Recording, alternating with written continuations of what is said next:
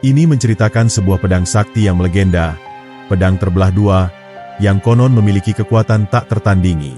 Pedang ini bukan sekadar senjata, tetapi simbol kekuasaan yang diyakini dapat membawa kemenangan bagi siapapun yang memilikinya. Dua kerajaan besar, Kerajaan Parangwesi dan Kerajaan Kencana Wungu, telah berseteru selama bertahun-tahun demi menguasai pusaka ini, percaya bahwa dengan memilikinya, mereka akan mengukuhkan kejayaan mereka untuk selamanya. Pertikaian semakin memuncak ketika dua putra mahkota dari masing-masing kerajaan, Raden Wijaya dari Parangwesi dan Arya Wisesa dari Kencana Wungu, dipertemukan dalam misi terakhir untuk merebut pedang sakti itu. Mari lanjut ke cerita lengkapnya. Di masa lalu, sebelum dua kerajaan besar saling bertikai, ada sebuah pedang sakti yang disebut pedang terbelah dua. Senjata ini bukan sembarang pusaka, melainkan pedang yang diciptakan dari meteorit yang jatuh dari langit. Legenda mengatakan bahwa batu dari angkasa itu mengandung kekuatan yang luar biasa, hanya bisa ditempa oleh seorang pandai besi pilihan. Pandai besi itu adalah Ki Sembara, seorang lelaki tua yang tinggal di puncak Gunung Cahaya. Ia menghabiskan bertahun-tahun untuk menempa logam itu, menunggu saat yang tepat hingga pedang mencapai bentuk sempurnanya.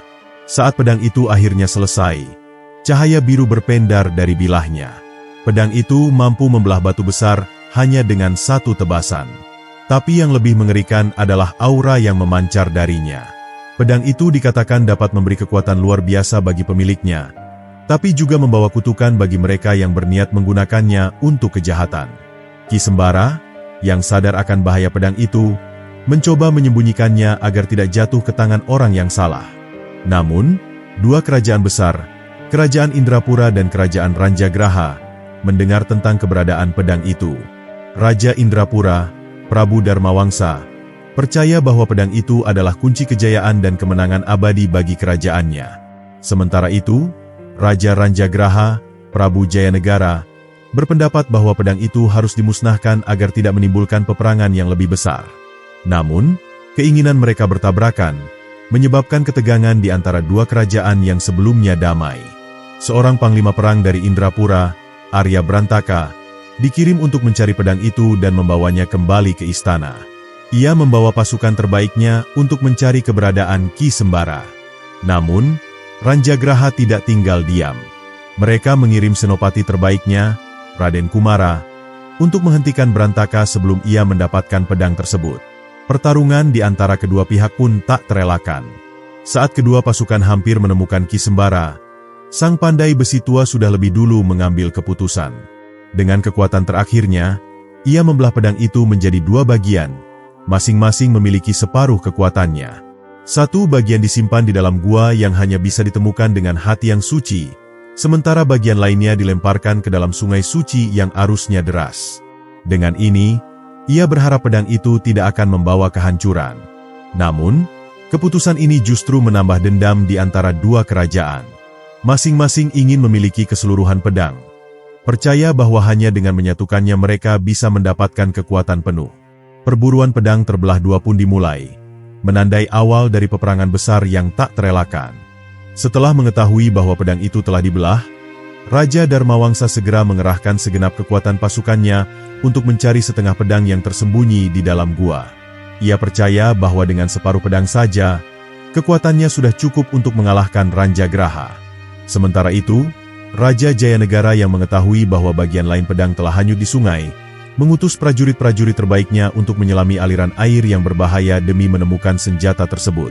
Pertempuran kecil pun mulai pecah di berbagai tempat. Pasukan Indrapura dan Ranjagraha bertemu di hutan-hutan, di sungai-sungai, dan di lembah-lembah tersembunyi. Masing-masing ingin memastikan bahwa pihak lawan tidak mendapatkan bagian pedang terlebih dahulu. Namun, keberadaan dua bagian pedang masih menjadi misteri. Gua tempat satu bagian disembunyikan dijaga oleh makhluk gaib, sementara arus sungai yang deras menjadikan pencarian bagian lainnya nyaris mustahil. Raja Dharmawangsa memutuskan untuk mengirim seorang ksatria pilihan, Raden Wijaya, untuk mencari gua itu. Ia bukan sembarang prajurit, melainkan seorang pendekar yang dikenal karena kecerdasan dan kebijaksanaannya dalam bertarung. Ia mempelajari berbagai kitab kuno yang mengisahkan tentang gua tersebut, mencoba mencari petunjuk yang dapat membawanya ke tempat persembunyian pedang. Di sisi lain, Raja Jayanegara mempercayakan tugas pencarian di sungai kepada Putri Nandini, seorang ahli strategi dan pemanah ulung yang juga merupakan anak kandung sang raja. Putri Nandini tidak hanya mahir dalam peperangan, tetapi juga memiliki hati yang bersih, yang diakini akan membantunya menemukan jejak pedang yang hilang. Sementara itu, di tengah ketegangan yang semakin meningkat, Arya Brantaka dan Raden Kumara kembali bertemu dalam sebuah duel sengit. Keduanya adalah pendekar yang setara, masing-masing memiliki kecepatan, kekuatan, dan strategi bertarung yang luar biasa. Namun, duel mereka bukan hanya sekadar pertarungan pribadi. Ini adalah simbol dari perseteruan antara dua kerajaan, di mana pemenangnya bisa menentukan nasib peperangan yang akan datang. Di saat pertarungan mereka berlangsung sengit, langit mulai mendung, angin bertiup kencang, dan gemuruh petir terdengar di kejauhan. Seolah-olah alam sendiri ikut mengutuk pertumpahan darah yang terjadi. Namun, baik Brantaka maupun Kumara tidak peduli. Mereka hanya memiliki satu tujuan, memastikan bahwa pedang tidak jatuh ke tangan musuh. Sementara mereka bertarung, jauh di dalam hutan, Raden Wijaya akhirnya menemukan gua yang disebut dalam legenda. Namun, di depan pintu masuknya berdiri sesosok raksasa bermata satu yang memegang gada raksasa. Makhluk itu bukan penjaga biasa, melainkan siluman tua yang telah bersumpah untuk melindungi pedang dari manusia serakah. Dengan suara menggelegar, ia memperingatkan Wijaya untuk pergi. Namun, satria itu tidak gentar. Dengan hati penuh keyakinan, ia mencabut pedangnya dan bersiap untuk menghadapi rintangan terakhir sebelum mencapai bagian pertama dari pedang terbelah dua. Di depan gua yang dipenuhi ukiran kuno dan batu-batu raksasa yang tampak seperti reruntuhan peradaban lama, Raden Wijaya berdiri tegak dengan tangan menggenggam gagang pedangnya. Siluman bermata satu yang menjaga gua itu, bernama Kalamurka, menatapnya dengan penuh kebencian. Tubuh makhluk itu berbalut lapisan baja alami yang keras, dan setiap gerakannya menggetarkan tanah. Suaranya menggelegar, penuh amarah, menuntut agar Raden Wijaya pergi sebelum menerima kutukan yang tak terhindarkan. Namun, Raden Wijaya bukanlah seorang pengecut yang mudah diintimidasi. Ia menarik napas panjang, mencoba memahami medan pertempuran yang ada di sekitarnya. Gua itu hanya memiliki satu pintu masuk, dengan batu-batu runcing di sekelilingnya. Jika ia tidak berhati-hati, pertempuran ini bisa berakhir dengan kematiannya sendiri. Tetapi ia juga tahu, jika ia mundur sekarang, kerajaan Indrapura akan kehilangan kesempatan untuk memperoleh setengah dari pedang sakti yang mereka cari.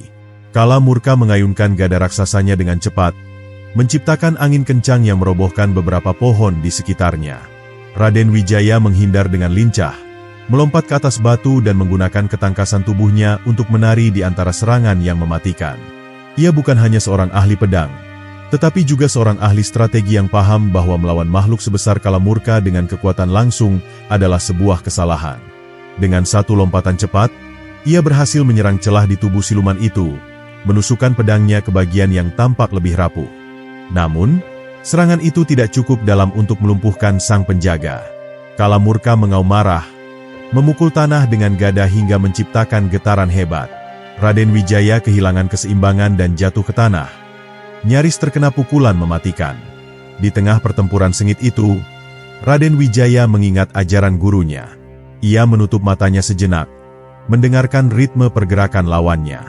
Ia sadar bahwa setiap makhluk, sekuat apapun, memiliki kelemahan. Dan kelemahan Kalamurka ada pada mata tunggalnya yang besar, satu-satunya titik yang bisa membuatnya lumpuh sementara. Dengan tekad yang bulat, Raden Wijaya berlari ke arah siluman itu, menghindari setiap pukulan dengan kecepatan yang semakin meningkat. Saat jaraknya cukup dekat, ia melompat tinggi, mengarahkan ujung pedangnya ke mata sang siluman. Dalam sekejap, pedangnya menancap dengan sempurna. Kalamurka mengerang kesakitan, tubuh raksasanya oleng, dan ia jatuh berlutut. Tanpa membuang waktu, Raden Wijaya segera memasuki gua yang kini tak lagi dijaga. Cahaya kebiruan memancar dari dalam, dan di atas altar batu yang penuh ukiran mantra kuno, ia melihatnya, setengah dari pedang terbelah dua. Bilahnya bercahaya lembut, seakan menunggu tangan yang layak untuk menggunakannya. Dengan hati-hati, ia mengambil pedang itu, merasakan getaran energi yang mengalir melalui tubuhnya. Namun, di saat yang sama, suara langkah kaki terdengar dari pintu gua. Ketika ia berbalik, jantungnya berdegup kencang. Sosok yang berdiri di sana bukanlah pasukan Indrapura, melainkan seseorang yang tak ia duga akan menjadi musuhnya di saat genting ini. Ketika Raden Wijaya berbalik, matanya langsung menangkap sosok seorang pria berbaju zirah hitam yang berdiri tegap di mulut gua. Matanya tajam seperti mata elang, memancarkan aura dingin yang penuh perhitungan. Ia adalah Arya Wisesa, panglima perang dari kerajaan Amartapura, yang selama ini menjadi sekutu Indrapura.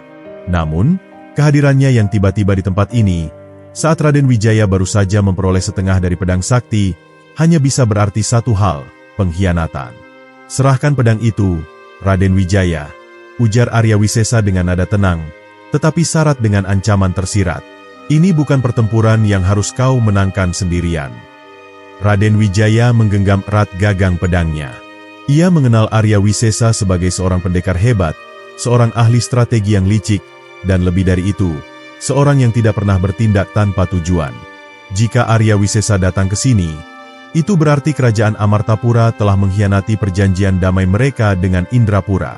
Tidak kusangka seorang panglima sepertimu akan memilih jalan licik seperti ini, kata Raden Wijaya, suaranya penuh kemarahan yang ia tahan. Bukankah kita berjuang bersama melawan musuh yang sama? Arya Wisesa tersenyum tipis, matanya tetap dingin.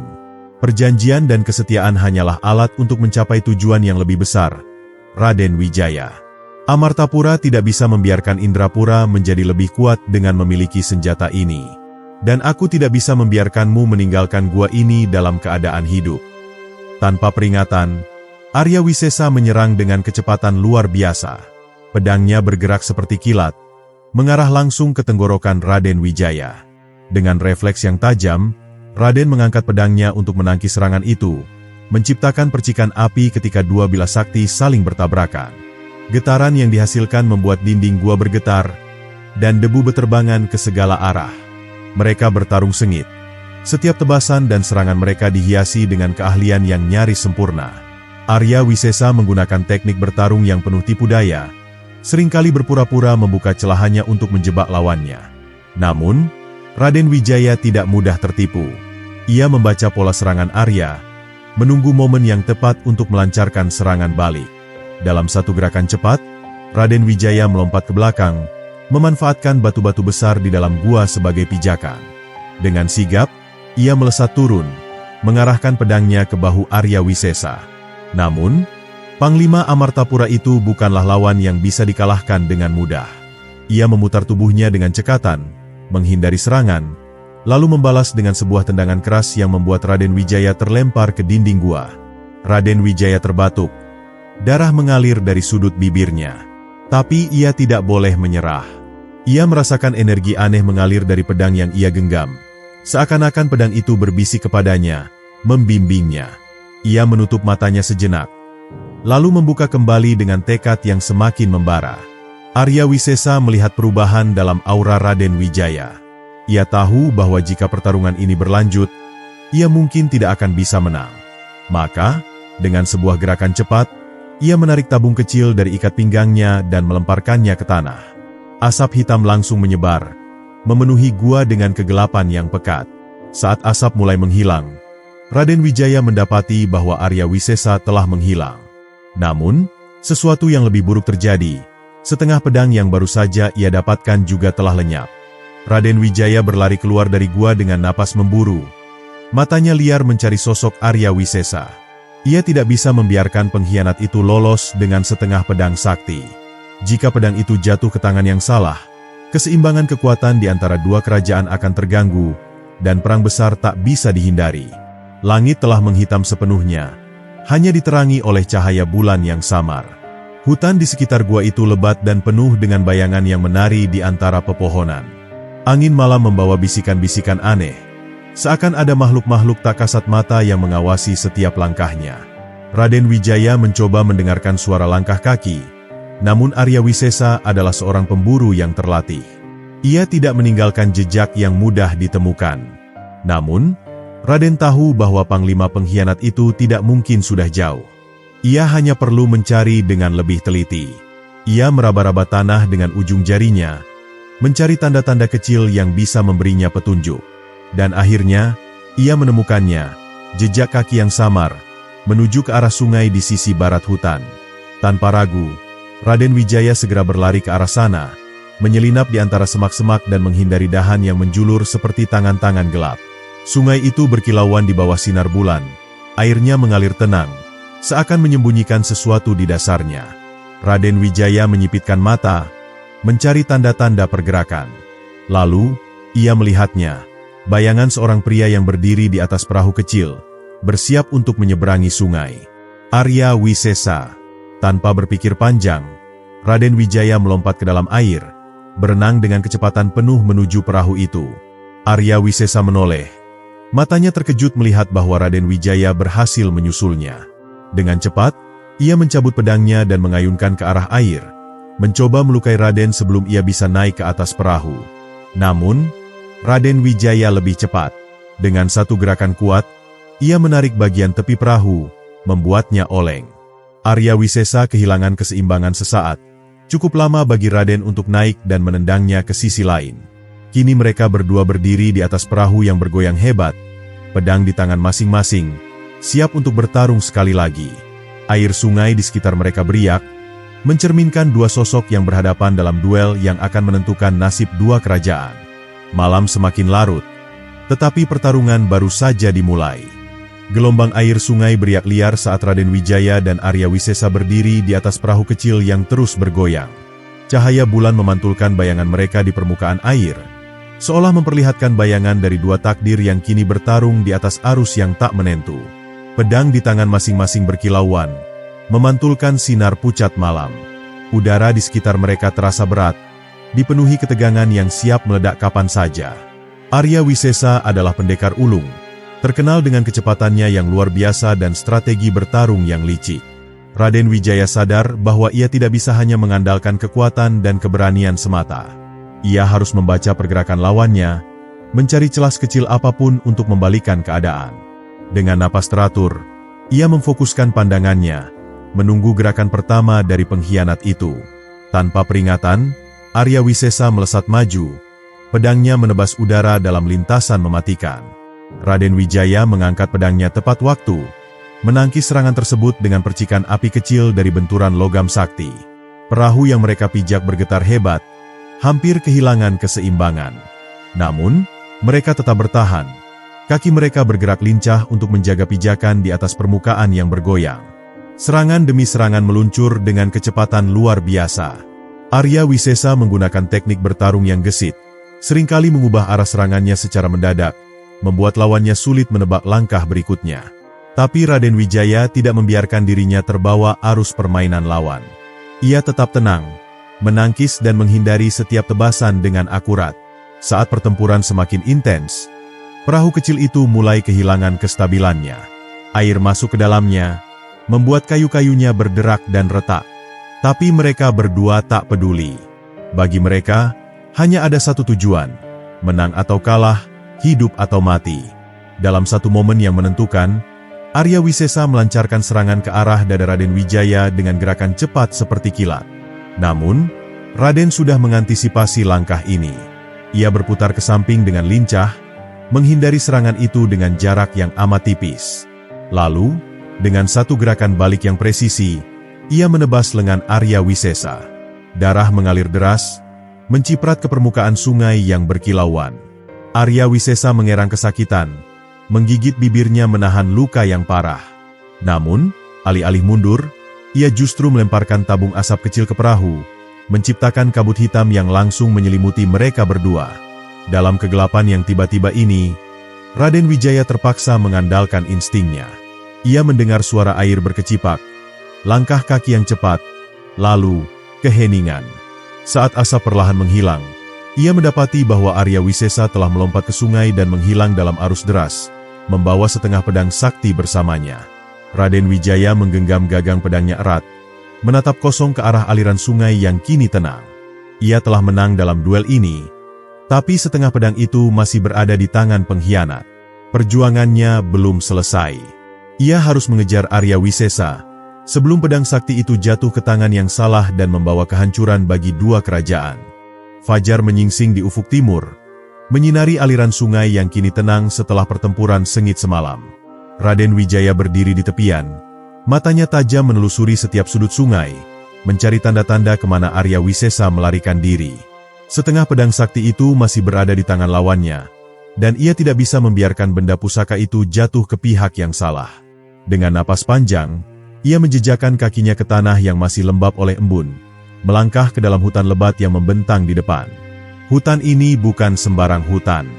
Orang-orang menyebutnya hutan terlarang, tempat di mana banyak pejuang hilang tanpa jejak.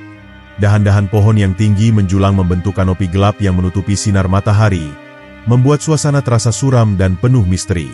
Udara di sekelilingnya terasa lebih berat, seolah menyimpan rahasia yang tak ingin diungkap.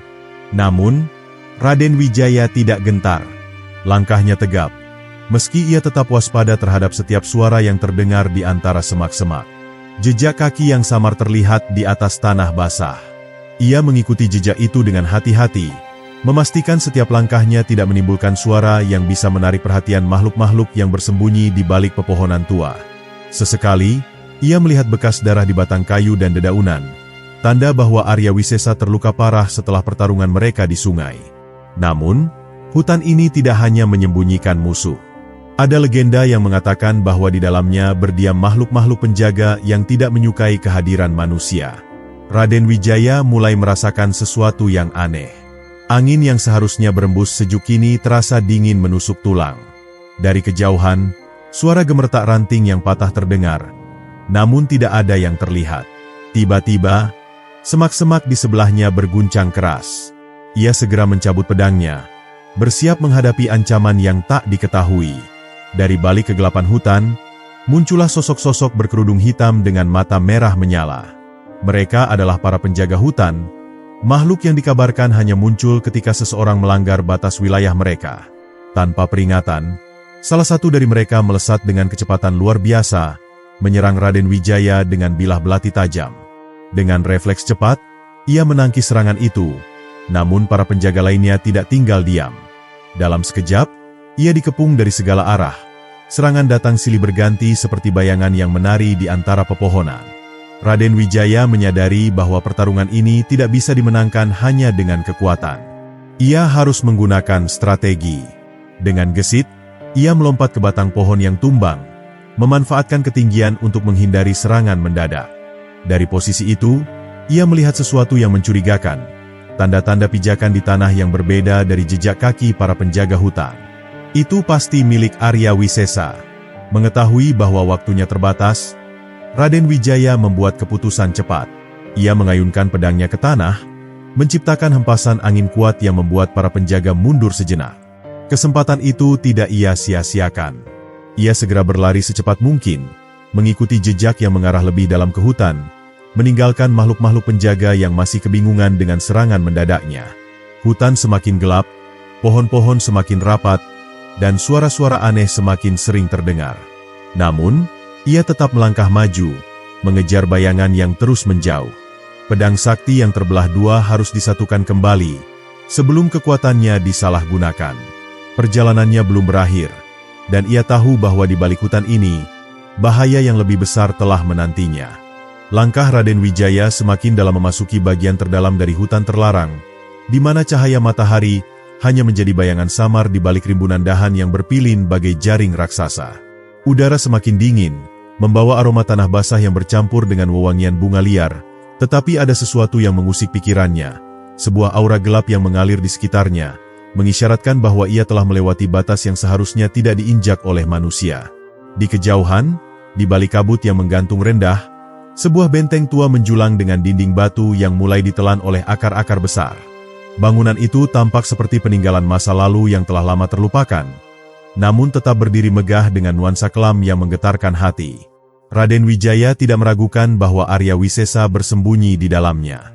Jejak-jejak kaki yang tertinggal di tanah, bercampur dengan noda darah yang mulai mengering, semakin menguatkan dugaannya bahwa musuh bebuyutannya telah mencapai tempat ini lebih dulu. Dengan waspada, ia melangkah mendekati gerbang kayu yang setengah lapuk. Namun, sebelum tangannya menyentuh permukaan kasar kayu itu, angin berhembus kencang, membawa suara bisikan yang menggema di antara dinding-dinding batu. Ia terdiam sejenak, merasakan sesuatu yang tidak wajar, seolah-olah benteng ini memiliki kesadaran sendiri, mengawasinya dari setiap sudut tersembunyi. Tiba-tiba, Suara langkah kaki bergema di dalam benteng.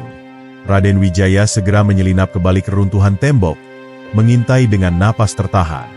Dari bayangan koridor yang gelap, tampak sosok berjubah hitam berjalan dengan tenang. Mereka bukan manusia biasa, melainkan penjaga benteng yang dikenal dalam legenda sebagai pasukan yang telah mati namun tetap bertugas menjaga rahasia tempat ini. Mata mereka kosong, tanpa nyawa, tetapi gerakan mereka menunjukkan ketelitian yang mengerikan. Raden Wijaya tahu bahwa ia tidak bisa melawan mereka secara langsung. Ia harus menggunakan kecerdasannya untuk menembus pertahanan benteng ini. Dengan langkah ringan, ia mengikuti jalur yang lebih gelap, menghindari tatapan para penjaga tanpa suara sedikitpun. Setiap lorong yang dilewatinya dihiasi dengan ukiran-ukiran kuno yang menceritakan kisah lama, kisah tentang pedang sakti yang terbelah dua dan kekuatan dahsyat yang tersembunyi di dalamnya. Akhirnya, ia sampai di sebuah aula besar yang diterangi oleh obor-obor tua yang masih menyala dengan api biru yang aneh. Di tengah ruangan itu, Arya Wisesa berdiri dengan pakaian yang berlumuran darah. Satu tangannya menggenggam setengah pedang sakti, sementara tangan lainnya menekan luka di perutnya. Namun, yang lebih mengejutkan adalah sosok tua berjubah emas yang berdiri di hadapannya. Seorang lelaki dengan tatapan tajam dan senyum penuh rahasia. "Sampai juga kau, Raden Wijaya." Suara lelaki itu bergema, seolah-olah datang dari seluruh penjuru ruangan. "Aku telah lama menantikan kedatangan kalian berdua." Raden Wijaya menyipitkan mata, mencoba menebak identitas pria itu. Namun, sebelum ia bisa berbicara, Arya Wisesa tersenyum sinis dan mengangkat pedangnya. "Kau datang di waktu yang tepat, Wijaya," katanya dengan nada melemah. "Karena rahasia sejati pedang ini akan segera terungkap." Tanpa peringatan, lelaki tua itu mengangkat tangannya, dan tiba-tiba ruangan itu bergetar hebat. Ukiran-ukiran di dinding mulai bersinar, dan suara gemuruh terdengar dari bawah lantai batu. Raden Wijaya merasakan jantungnya berdebar kencang. Ia baru saja melangkah ke dalam perangkap yang lebih besar dari yang ia bayangkan. Di dalam benteng ini, di hadapan rahasia yang telah lama terkubur, pertempuran sesungguhnya baru akan dimulai. Suasana di dalam aula besar itu semakin menegangkan. Getaran yang merambat dari lantai batu seolah mengguncang setiap sudut ruangan, membuat obor-obor tua bergoyang liar dengan nyala api biru yang seakan menari di tengah udara. Raden Wijaya berdiri tegak. Matanya menatap Arya Wisesa yang masih menggenggam setengah bagian pedang sakti dengan tangan yang berlumuran darah. Sementara itu, lelaki tua berjubah emas berdiri di antara mereka, dengan tatapan penuh misteri yang sulit diartikan.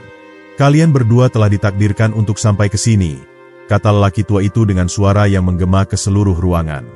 "Namun, hanya satu dari kalian yang akan membawa pulang warisan sejati dari pedang ini."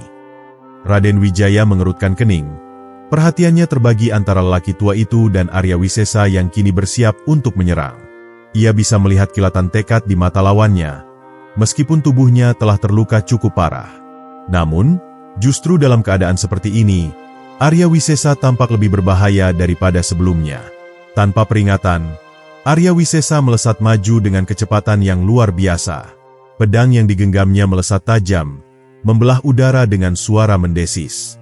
Raden Wijaya segera mengangkat senjatanya, menangkis serangan itu dengan gerakan cekatan. Benturan antara kedua bilah pedang menghasilkan percikan api, menerangi ruangan dengan kilatan cahaya sesaat. Lelaki tua itu hanya tersenyum tipis, seakan menikmati pertarungan yang berlangsung di hadapannya.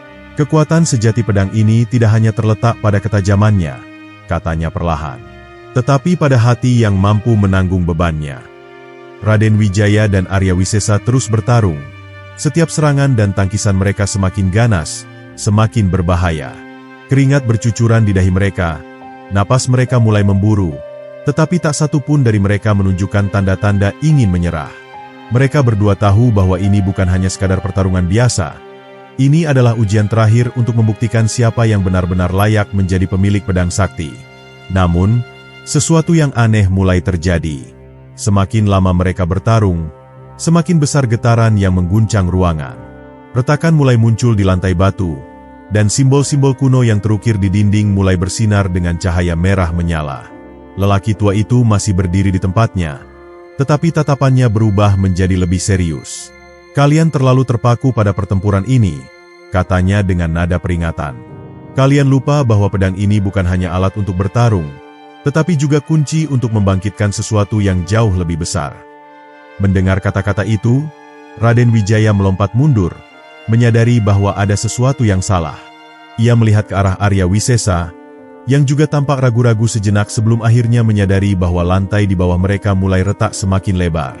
Dari celah yang terbuka, cahaya keemasan memancar keluar, seolah ada sesuatu yang sedang berusaha bangkit dari bawah tanah. Lelaki tua itu mengangkat tangannya, dan tiba-tiba seluruh ruangan terguncang hebat.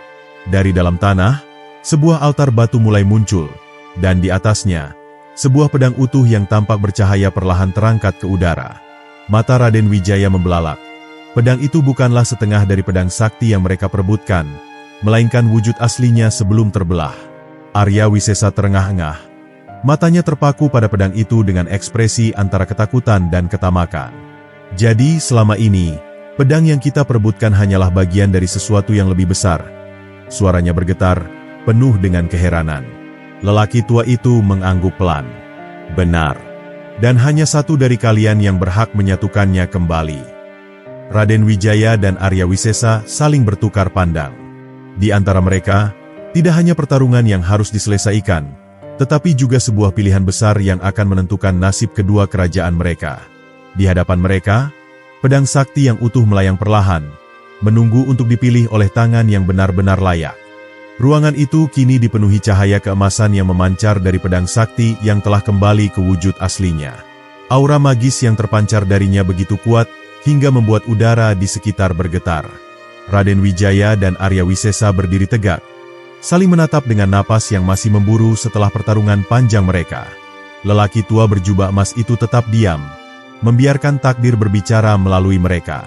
Raden Wijaya merasakan sesuatu yang aneh dalam dirinya. Semakin lama ia menatap pedang itu, semakin jelas ia memahami bahwa senjata ini bukanlah sekadar pusaka untuk diperebutkan. Ini bukan hanya alat perang, melainkan simbol keseimbangan yang harus dijaga. Ia melirik arah Arya Wisesa, yang masih terengah-engah dengan tangan gemetar, jelas tergoda oleh kekuatan yang ada di hadapannya. Jika kau mengambil pedang itu, kata Raden Wijaya dengan suara tenang, apakah kau yakin bisa mengendalikan kekuatannya? Arya Wisesa tersentak. Tatapannya penuh dengan kebimbangan. Seumur hidupnya, ia telah diajarkan bahwa kekuatan adalah segalanya. Pedang sakti ini adalah kunci bagi kerajaannya untuk menguasai dunia. Namun, mengapa hatinya kini dipenuhi keraguan? Ia menoleh ke arah lelaki tua itu, mencari jawaban yang bisa menghilangkan kebimbangannya. Lelaki tua itu mengangguk pelan. Kekuatan sejati tidak datang dari senjata, melainkan dari hati yang mampu menanggung beban tanggung jawabnya. Kata-kata itu menggema dalam pikiran Arya Wisesa. Seketika, kenangan tentang peperangan, kehancuran, dan penderitaan rakyatnya melintas di benaknya. Ia mengingat bagaimana ambisinya telah membawanya sejauh ini, bagaimana ia telah mengorbankan begitu banyak hal demi satu tujuan, menguasai pedang ini. Namun, sekarang ia mulai menyadari bahwa tujuan itu mungkin telah menyesatkannya. Tiba-tiba, terdengar suara gemuruh dari atas. Batu-batu besar mulai runtuh dari langit-langit gua, seolah-olah tempat ini tidak akan bertahan lebih lama lagi. Lelaki tua itu tetap berdiri tegap, tetapi matanya menatap keduanya dengan penuh harapan. Waktunya hampir habis. Kalian harus memilih. Raden Wijaya melangkah maju, tetapi bukan untuk mengambil pedang itu. Ia menatap Arya Wisesa dengan penuh kesungguhan. Jika kau ingin pedang itu, ambillah. Aku tidak akan bertarung lagi untuk memperebutkannya. Aku hanya ingin memastikan bahwa keputusan yang diambil adalah keputusan yang benar. Arya Wisesa terkejut. Ia tidak menyangka bahwa lawannya, yang begitu gigih bertarung dengannya, kini memilih untuk menyerah. Namun, apakah ini benar-benar bentuk penyerahan? Ataukah ini adalah ujian terakhir yang harus ia pahami? Tangannya perlahan terangkat, hendak meraih gagang pedang sakti yang melayang di udara.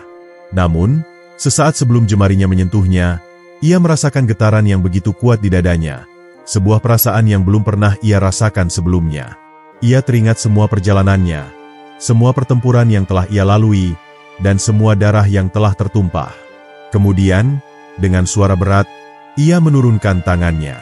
Aku tidak akan mengambilnya, katanya pelan, tetapi penuh keyakinan. Aku menyadari bahwa aku telah salah. Pedang ini bukan untuk dikuasai oleh satu pihak, tetapi untuk menjaga keseimbangan antara kita." Lelaki tua itu tersenyum. Cahaya di dalam ruangan semakin terang, seakan menegaskan kebenaran kata-katanya. "Kalian telah memahami pelajaran yang sesungguhnya. Pedang ini tidak pernah dimaksudkan untuk menjadi alat perang. Ia adalah penanda keseimbangan antara dua kerajaan kalian. Dengan kalian berdua memilih jalan damai, pedang ini akan kembali ke tempatnya yang seharusnya." Tiba-tiba, pedang itu mulai berpendar semakin terang.